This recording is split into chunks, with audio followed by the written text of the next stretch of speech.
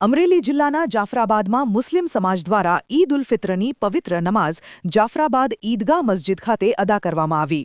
નમાઝ બાદ લોકો એકબીજાને ગળે મળી ઈદની શુભેચ્છાઓ પાઠવી અને ભાઈચારાનો સુંદર સંદેશ આપ્યો। રમઝાન મહિનો ઇસ્લામ ધર્મમાં સૌથી પવિત્ર મહિના તરીકે માનવામાં આવે છે। આ મહિના દરમિયાન મુસ્લિમ ભાઈઓ 30 દિવસ સુધી રોઝા રાખી અલ્લાહની ઇબાદત કરે છે। આ સમય દરમિયાન તેઓ સવારથી સાંજ સુધી ઉપવાસ રાખીને પોતાના મન અને આત્માને પવિત્ર બનાવે છે। રમઝાનના અંતે ચાંદ દેખાય ત્યારબાદ ઈદ ઉલ ફિત્રનો તહેવાર ઉજવવામાં આવે છે।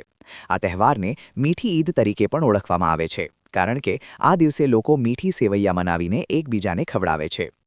ઇસ્લામિક પવિત્ર ગ્રંથ કુરાન મુજબ રમઝાનના રોઝા પૂર્ણ કર્યા બાદ અલ્લાહ પોતાના બંદાઓને ઇનામ સ્વરૂપે ઈદ ઉલ ફિત્ર આપે છે। આ દિવસે લોકો ખાસ નમાઝ અદા કરે છે અને અલ્લાહનો આભાર વ્યક્ત કરે છે। ઈદના દિવસે ઝકાત અને ફિત્રનું ખાસ મહત્વ છે। ફિત્રના રૂપમાં દરેક મુસ્લિમ પોતાના ઘરના સભ્યો તરફથી ગરીબ અને જરૂરિયાતમંદ લોકોને અનાજ અથવા નાણાં આપે છે, જેથી તેઓ પણ ઈદની ખુશીમાં ભાગીદાર બની શકે। ઈદ માત્ર એક તહેવાર નહીં, પરંતુ પ્રેમ, સહાનુભૂતિ અને ભાઈચારાનો સંદેશ આપતો પર્વ છે। આ દિવસે લોકો તમામ ભેદભાવ ભૂલીને એકબીજાને ગળે મળે છે।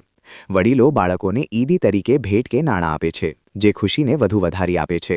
ભારત સહિત વિશ્વભરમાં મુસ્લિમ સમાજ દ્વારા આ પવિત્ર તહેવાર હર્ષોલ્લાસ સાથે ઉજવવામાં આવે છે। રિપોર્ટર ઇમરાન શેખ, જાફરાબાદ, અમરેલી।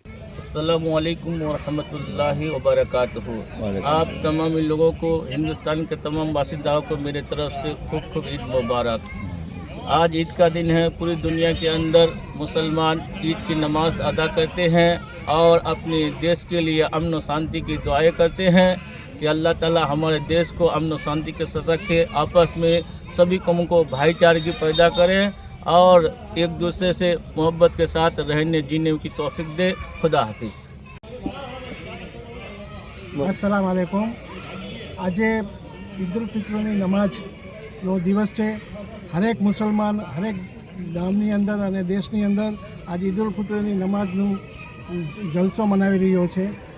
અમે અલ્લાહ પાસે એ દુઆ કરી છે કે અમારા ગામમાં, અમારા દેશમાં, અમારે વિશ્વની અંદર શાંતિ રહે અને અલ્લાહ સૌને શાંતિની રાહ ચીંધાવે એવી અમે દુઆ કરી છે।